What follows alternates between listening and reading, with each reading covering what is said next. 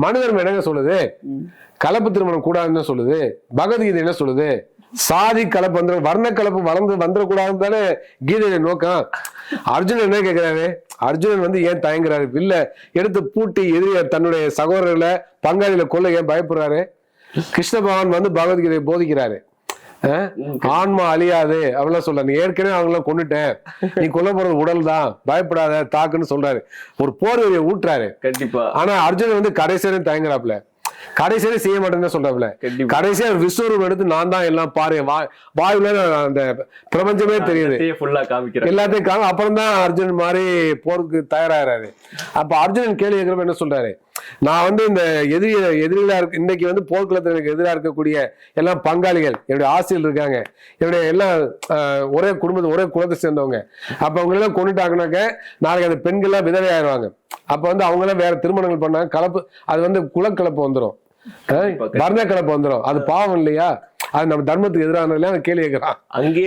அர்ஜுன் கேள்வி கேட்கிறாப்ல. அப்ப என்ன நோக்கம்? அது வர்ண கலப்பு ஏற்படக்கூடாது, சாதி கலப்பு ஏற்படக்கூடாதுன்னு தான். அதுதான் பகவத்கீதை சொல்லுது.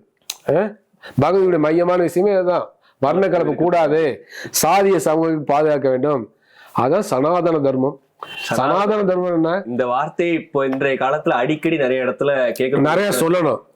ஏன்னா இன்னைக்கு சனாதன பாதுகாக்கிறதுக்கு தான் இன்னைக்கு பிஜேபி இருக்கு, RSS இருக்கு, மோடியுடைய அரசு இருக்கு. என்ன சனாதன தர்மம்ன்றதோட அது ஒரு ஆயுதமா யூஸ் பண்ற மாதிரி இந்த காலகட்டத்துல போய்கிட்டு இருக்கு. நிச்சயமாக என்னன்னாக்க சனாதன தர்மம் சமத்துவ எதிரான. சனாதனங்கிறது மதம் கிடையாது. சனாதனம்னா நிலையானதுன்னு அர்த்தம். அவங்க இந்த தர்மம் நிலையா இருக்கணும்னு சொல்றாங்க. அதான் சனாதன தர்மம். இந்த தர்மம் நிலையா இருக்கணும்னு. அவங்க சொல்லக்கூடிய தர்மம் என்ன? அதர்மம். அவங்க சொல்லக்கூடிய தர்மம் என்ன? மனு தர்மம். மனு தர்மங்கிறது அதர்மம், அவது நிலையா இருக்கணுங்கிறாங்க. அதான் சனாதன தர்மம். பகவத்கீதையுடைய சாதி மறுப்பு, அதாவது சாதிய சமூகம் நீடிக்கணுங்கிறது தர்மம்னு சொல்றாங்க. அந்தந்த சாதி அந்த தொழிலை செய்ய, நான் தான் 4 வருடங்களை படைச்சேன், அதை மீறாதுன்னு சொல்லுது பாத்தீங்களா? அதை காப்பாத்து நினைக்கிறாங்க. அதுதான் தர்மம்னு சொல்றாங்க. அதான் சனாதன தர்மம்னு சொல்றாங்க.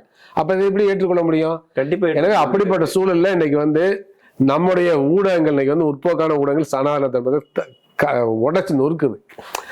சமூக ஊடகங்கள் உடைச்சு நொறுக்குது.